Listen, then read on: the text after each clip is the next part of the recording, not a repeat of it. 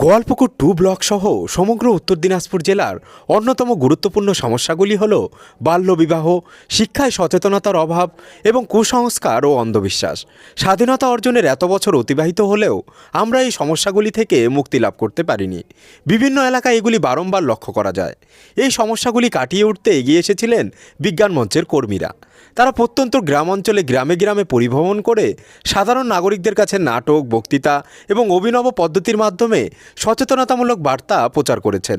এছাড়াও বাল্যবিবাহের বিভিন্ন নেতিবাচক দিকসমূহ তুলে ধরে এর প্রতিরোধে সাধারণ মানুষকে অনুপ্রাণিত করেছেন এবং একই সঙ্গে পরিবেশের ভারসাম্য রক্ষায় বৃক্ষরোপণের প্রয়োজনীয়তা সংক্রান্ত বার্তাও সকলের কাছে পৌঁছে দেওয়া হয়েছে বিজ্ঞানকর্মীদের মাধ্যমে। কুসংস্কার, ধর্মান্ধতা, জাতিভেদ, যুক্তি দিয়ে বিচার, এই সমস্ত বিষয়কে সামনে রেখে আমরা এই অভিযান চালাচ্ছি গ্রামে গঞ্জে। আজকে 12 তারিখ, আজকে আমরা চাকুলিয়াতে হচ্ছে, চোপড়ায় হচ্ছে, ইসলামপুরে হচ্ছে। এই গোটা জানুয়ারি মাস জুড়ে উত্তর দিনাজপুর জেলায় এই বিজ্ঞান অভিযানের কর্মসূচি পালিত হবে। আজকে চাকুলিয়ায় 3টে জায়গায় এই কর্মসূচি পালিত হচ্ছে। আমরা চাকুলিয়া বিজ্ঞান কেন্দ্র সাথে আমরা আছি, উত্তর দিনাজপুর জেলা আছি। আপনার নাম? আমার নাম অনিরুদ্ধ সিনহা, জেলা সভাপতি, উত্তর দিনাজপুর পশ্চিমবঙ্গ বিজ্ঞান মঞ্চ। ধন্যবাদ। নমস্কার।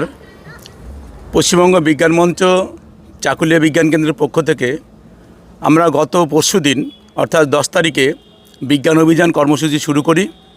10, 11 এবং 12 আজ তার তৃতীয় দিন। শেষ দিনেও আমাদের অনেকগুলো কর্মসূচি রয়েছে। ইতিমধ্যে আমরা 3 জায়গায় কর্মসূচি পালন করে এসেছি এবং এর পরেও আমরা এখন বালুরবাদে রয়েছি।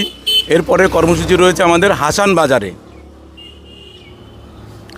এছাড়া আমরা গত 3 দিনে পথনাটিকা, গান, বক্তৃতা, বিজ্ঞান সচেতনতামূলক কর্মসূচি, হাতে কলমে বিজ্ঞান, কুসংস্কার বিরোধী অনুষ্ঠান, এই কর্মসূচিগুলো আমরা পালন করেছি। এছাড়াও পরবর্তীতে আমাদের ভবিষ্যতে পশ্চিমবঙ্গ বিজ্ঞান মঞ্চের চাকুলিয়া বিজ্ঞান কেন্দ্রের শাখা, তাদের কর্মসূচি রয়েছে সারা ব্লকে, পুরো চাকুলিয়াতে আমাদের বিজ্ঞান প্রসার অভিযান করা। বিজ্ঞানের যে ভাবধারা সেটা আমাদের এই ব্লকে খুব কম।